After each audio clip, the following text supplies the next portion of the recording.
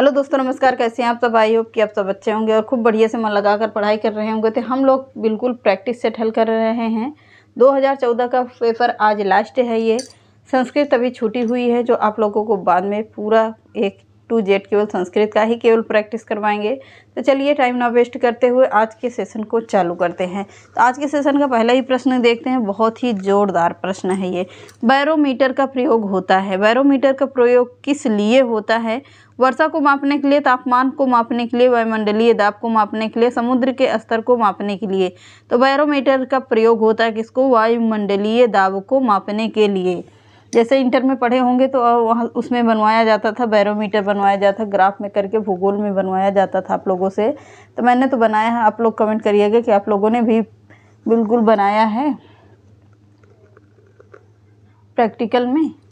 तो चलिए अगला प्रश्न देखिए। ऐसा विश्वास किया जाता है कि ईसा का शिष्य सेंट थॉमस कहाँ से आया था? तो ऐसा विश्वास किया जाता है कि ईसा का शिष्य सेंट थॉमस गोवा से आया था, कर्नाटक, तमिलनाडु या केरल से आया था। तो कहाँ से आया था? ईसा का शिष्य आया था सेंट थॉमस, केरल से आया था। कहाँ से आया था? केरल से आया था। अगला प्रश्न है, जुलू क्या है? प्रश्न बहुत ही अच्छा है। जुलू क्या है? तो जुलू क्या है? दक्षिण अफ्रीका की एक जनजाति होती है। दक्षिण अफ्रीका की एक भाषा होती है। दक्षिण अफ्रीका का राष्ट्रीय पशु होता है।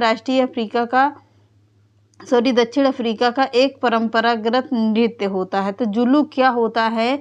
तो इसमें ए और बी दोनों सही हैं। दक्षिण अफ्रीका की एक जनजाति भी होती है, दक्षिण अफ्रीका की एक भाषा भी होती है। तो इसमें आयोग ने भी स्टार लगाया हुआ था, क्योंकि उसको भी इसका आंसर नहीं पता था। कब के? 2014 के पेपर में। तो क्या सही होगा इसमें पूछ रहा है। तो मेरे हिसाब से B option is the right option है। बाकी जो आयोग गठित करता है वही होता है प्रश्न इसमें सही। अगला प्रश्न है, संविधान के अनुसार राज्य के कितने अंग हैं? तो संविधान के अनुसार राज्य के कितने अंग? 2, 3, 4 या 5? तो राज्य के 3 अंग। कौन होता है? विधायिका होती है, कार्यपालिका होता है और न्यायपालिका होता है। कौन? विधायिका होता है, विधायिका, कार्यपालिका और तीसरा कौन होता है? न्यायपालिका होता है। संविधान के कितने अंग होते हैं? तो 3 अंग होते हैं, विधायिका, कार्यपालिका और न्यायपालिका। क्लियर हुआ? आगे बढ़ते हैं। अगला प्रश्न है, सांसद संघवाद से तात्पर्य है। संघवाद से क्या तात्पर्य है? देश में एक से ज़्यादा स्तर की सरकार का होना। बिल्कुल पहला ही ऑप्शन सही है। अगला प्रश्न है, बहुत ही अच्छा प्रश्न है ये। एक राज्य में यदि एक राजनेता यह तय करता है कि उसके राज्य में दूसरे राज्य के कामगारों को कार्य करने की अनुमति नहीं दी जाएगी, तो इससे कौन से मौलिक अधिकार का उल्लंघन होगा? किस मौलिक अधिकार का उल्लंघन होगा? समानता का अधिकार, स्वतंत्रता का अधिकार, शोषण के विरुद्ध अधिकार या संवैधानिक उपचारों का अधिकार। तो स्वतंत्रता का अधिकार भी ऑप्शन बिल्कुल सही है। अगला प्रश्न है, राज्यसभा में अधिकतम कितने सदस्य होते हैं? प्रश्न बहुत ही अच्छा है। राज्यसभा में कितने अधिकतम सदस्य होते हैं? 225, 235, 245, 260। तो राज्यसभा की बात कर रहा है, तो राज्यसभा में 245 सदस्य होते हैं। कितने?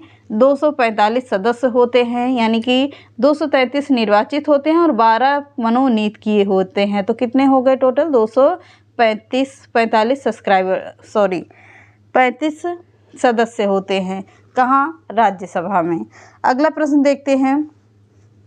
अगला प्रश्न है, भारतीय स्वतंत्रता में कार्यकारी का कार्य है। क्या है? अधिनियम बनाना, संसद द्वारा बनाए गए अधिनियम को लागू करना, प्रधानमंत्री को चुनना या राष्ट्रपति को चुनना। तो किसे होता है? संसद द्वारा बनाए गए अधिनियमों को लागू करना। B option is the right option. अगला प्रश्न है, मध्याह्न अल्पाहार कार्यक्रम में के बहुत से सकारात्मक प्रभाव हैं। निम्नलिखित में से कौन सा इसमें से एक नहीं है पूछ रहा है। कौन सा नहीं है पूछ रहा है?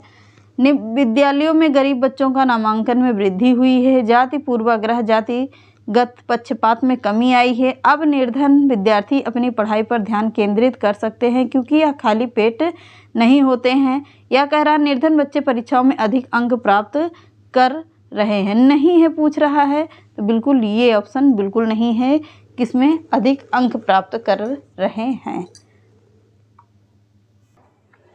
अगला प्रश्न देखते हैं, सामाजिक विज्ञान की कक्षा में उपयोग होने वाली विधि जिसमें शिक्षार्थियों को एक दूसरे के प्रति लगाव का मूल्यांकन करने के लिए कहते हैं, कहा जाता है। स्व आकलन, समजातीय, समाज मितीय तकनीक, केस अध्ययन या मनोमितीय तकनीक। तो क्या होता है, समाज मितीय तकनीक होती है। सेकेंड ऑप्शन बिल्कुल सही ऑप्शन है। अगला प्रश्न है, निम्नलिखित में से कौन सा सृजनात्मकता चिंतन का अनिवार्य गुण है? अभिसारी, उत्पादक, मनन या निगमन। तो क्या होता है, उत्पादक होता है। बी ऑप्शन बिल्कुल सही है। अगला प्रश्न कह रहा है, एक चुनाव के दौरान उसके विभिन्न मुद्दों की भूमिका को समझाने के लिए आप विद्यार्थियों को निम्न में से सबसे ज़्यादा क्या पूछना पसंद करेंगे? प्रश्न बिल्कुल बहुत ही न्यूज़पेपर के संपादनों में दिए गए विभिन्न पार्टियों द्वारा एक दूसरे के प्रति तर्कों का विश्लेषण करना, प्रत्येक पार्टी की प्राथमिकताएं और उसकी सर्वाधिक समर्थनकारी नीतियों के प्रकारों का विश्लेषण करना, राजनीतिक पार्टियों की लोकप्रियता जानने के लिए अपने स्थानिक तौर पर सर्वे करना, या विभिन्न पार्टियों के लिए राष्ट्रीय न्यूज़ चैनलों द्वारा समर्पित समय की तुलना और विश्लेषण करना। तो क्या होता है, बिल्कुल बी ऑप्शन सही है। प्रत्येक पार्टी की प्राथमिकताएं और उसकी सर्वाधिक समर्थनकारी नीतियों के प्रकारों का विश्लेषण करना, बी ऑप्शन बिल्कुल सही है।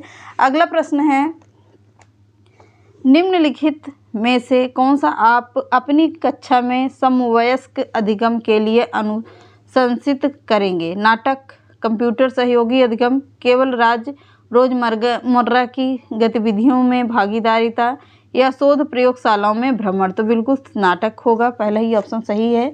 अगला प्रश्न देखते हैं, सामाजिक विज्ञान के बारे में निम्नलिखित में से कौन सा कथन सही है? समाज के विविध सरोकारों के से सामाजिक विज्ञान का कोई संबंध नहीं है। सामाजिक विज्ञान सजातीयता और रीति रिवाजों पर बल देता है। सामाजिक विज्ञान एक विषय निष्ठ अनुशासन है। यह कह रहा है कि सामाजिक विज्ञान एक विश्लेषणात्मक और सृजनात्मक मानस की नींव रखता है। तो बिल्कुल डी ऑप्शन सही है। अगला प्रश्न देखते हैं, सामाजिक विज्ञान में परीक्षा सुधार पर हाल ही का एक एफ आधार पत्र के पर बल देता है। खुली पुस्तक पर परीक्षा, सतत आकलन, परीक्षा निष्पादन, या परीक्षा के समय बैठने की लचीली व्यवस्था। तो सतत आकलन होता है।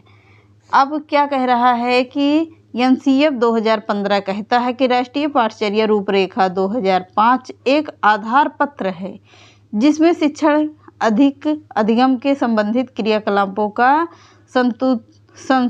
संस्तुति प्रस्तुत की जाती है। क्या होता है संस्तुति? समय बेसी शिक्षा होती है, सतत एवं व्यापक मूल्यांकन यानी कि सतत आकलन होता है, या कह रहा शिक्षण कौशल का विकास होता है, या कह रहा है एनसीएफ 2005 में सर्वाधिक बली सतत एवं व्यापक मूल्यांकन पर दिया गया है। तो सही हुआ। आगे देखते हैं, छोटे बच्चों की शिक्षा को समझने के लिए एक ग्रामीण समुदाय के जीवन इतिहास का अध्ययन करना किस प्रकार के आंकड़े का उदाहरण है? गौड़ वर्णनात्मक आंकड़े, क्लिनिकल केस अध्ययन आंकड़े, प्राथमिक आंकड़े। तो क्या होता है? प्राथमिक आंकड़े होता है। अगला है अवलोकनीय तथ्यों से निष्कर्ष निकालने की प्रक्रिया कहलाती या कही जाती है क्या? विश्लेषण, प्रतिपादक, निगमन या मास्तिक आलोचन। तो क्या होता है? निगमन होता है। बी सी ऑप्शन बिल्कुल सही है। अगला प्रश्न है, एक दशक में एक क्षेत्र विशेष में वर्षा में आने वाले बदलावों को प्रदर्शित करने के लिए निम्नलिखित में से कौन सी शिक्षण सहायक सामग्री उपयुक्त है? प्रवाह संचित, दंड आरेख, या आवृत बहुभुज वेन आरेख। तो क्या होता है? दंड आरेख होता है। बी ऑप्शन बिल्कुल सही है।